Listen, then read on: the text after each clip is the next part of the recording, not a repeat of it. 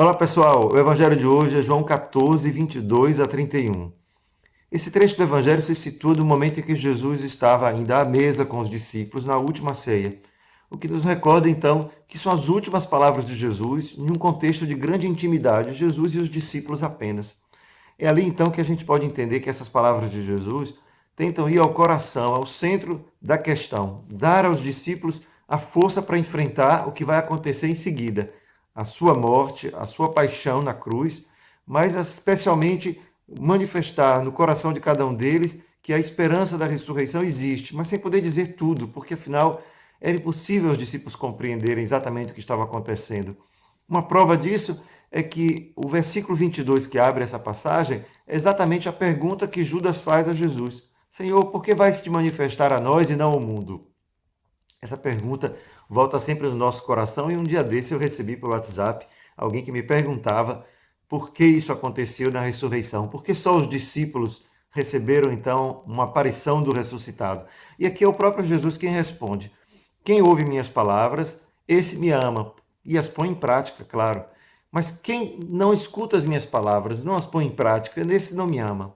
Então a gente pode perceber que a revelação que Jesus tem a nos fazer, ela parte de uma relação de amor. Portanto, eu não conheço mais a Jesus porque conheço mais a Bíblia. Eu não conheço mais a Jesus somente porque li mais vezes o Evangelho, mas eu conheço mais a Jesus se na intimidade do coração eu o amei. Isto é, o amor a Jesus brota de uma passagem do conhecimento prático, claro, eu preciso saber o que Jesus disse, a um conhecimento que é aquele do coração, afetivo. Isto é, a relação afetiva com Jesus determina a minha relação efetiva. Mas é importante que a gente não confundir. A relação afetiva com Jesus não é porque tem um amor às práticas religiosas, como rezar o terço, ir à missa, os sacramentos. Essas são práticas religiosas que alimentam o amor e a fé, mas elas não são já o amor e a fé. O que Jesus nos manda fazer, aquilo que ele pede, é que a gente escute as suas palavras, o amor ao próximo, a justiça, a verdade, isto é, uma prática da fé e da religião que ultrapassa simplesmente uma vida piedosa. Então, ser piedoso, ser capaz de fazer todos os mandamentos das regras da fé, da religião, não significa necessariamente amar a Jesus. É claro que ali a gente vai tentar encontrar o equilíbrio entre as duas coisas. Né? Não podemos dizer que amamos a Jesus sem participar da sua vida na comunidade, porque Jesus mesmo disse nessa passagem: eu e o Pai viremos e habitaremos. Quer dizer, a habitação do Pai no coração do fiel é fruto de um amor vivido na escuta da palavra, que se faz em comunidade, se faz na partilha da vida entre aqueles que, como fiéis discípulos, condividem a mesma esperança. Portanto, a primeira passagem de Jesus, esse evangelho, nos fala dessa resposta que Jesus deu a Judas. Quem escuta e quem é capaz de aprender a revelação que ele trouxe é quem o descobriu por amor. Pilatos não teria essa chance, então seria inútil entregar as pérolas aos porcos, né, como ele mesmo disse. Mas aí a segunda parte nos dá então uma outra chance de entender como isso vai acontecer, porque afinal nós nos encontramos na mesma limitação dos discípulos. Jesus não está mais conosco, como não esteve com os discípulos.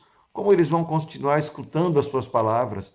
De que maneira eles vão continuar sendo tocados pela presença de Jesus se ele se vai?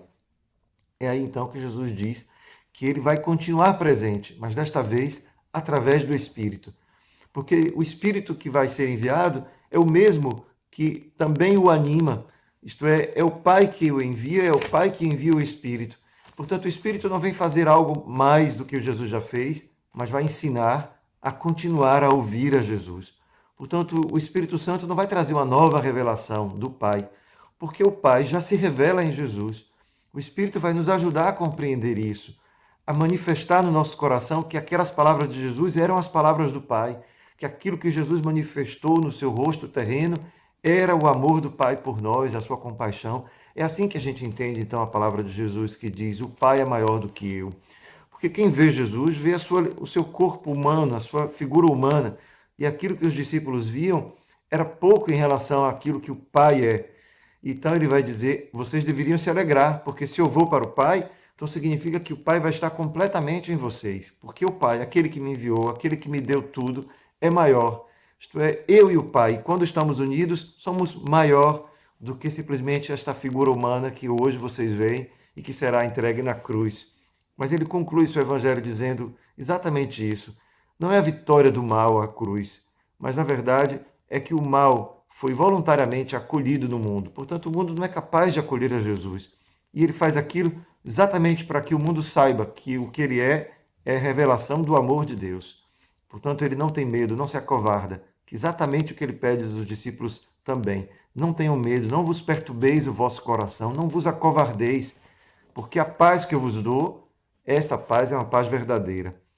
E aí a gente entende como esse discurso de Jesus vai levar os discípulos para a compreensão da fé, que é a presença de Jesus no meio deles, através da escuta da palavra, mas uma escuta que é movida pelo amor, portanto, é o amor que revela aquilo que a fé convida a viver.